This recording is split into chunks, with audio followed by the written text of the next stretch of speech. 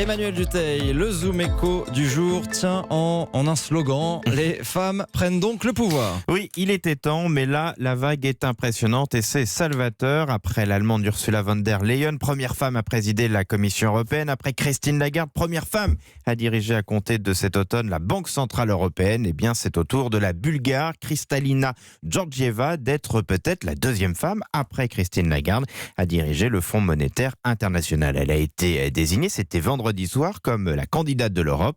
Il faut dire que l'actuel numéro 2 de la Banque mondiale a plutôt le CV parfait pour occuper ce poste. Elle s'est notamment forgé une solide expérience sur les sujets liés à l'environnement. Et elle est sûre d'être élue ? Eh bien, ça ne va pas être une formalité, même si c'est une tradition que la Banque mondiale soit dirigée par un Américain et le FMI par un Européen. Ça a toujours été comme ça depuis la création des deux organismes.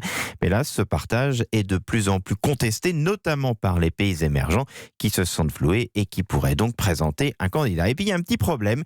Kristalina Georgieva a un petit souci d'âge. D'habitude, il faut avoir moins de 65 ans pour être désigné. Problème, elle aura 66 ans pendant le processus de sélection, mais a priori on va faire une petite exception pour elle. Il faut dire que les Européens ont eu bien du mal à se mettre d'accord sur un nom. Il y a une véritable concurrence entre les différents candidats, ce qui, une fois de plus, a montré les divisions des Européens. À noter quand même que pour une fois, c'est la France qui a gagné puisque la Bulgare était notre candidate. Les Allemands avaient un autre candidat. Mais là, en ce moment, c'est vraiment l'Europe qui montre l'exemple. Oui, en effet, avec ce possible triptyque féminin, l'Europe met en avant des femmes compétentes, expérimentées. De telles nominations, en même temps, c'est quasi historique. Et même si ces femmes doivent avant tout leur poste à leurs compétences, on ne peut que se réjouir du signal envoyé.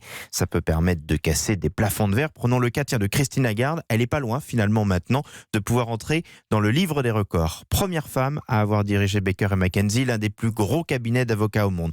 Première femme ministre de l'économie en France. Première femme à avoir dirigé le FMI et donc maintenant première femme sûrement à la tête de la BCE.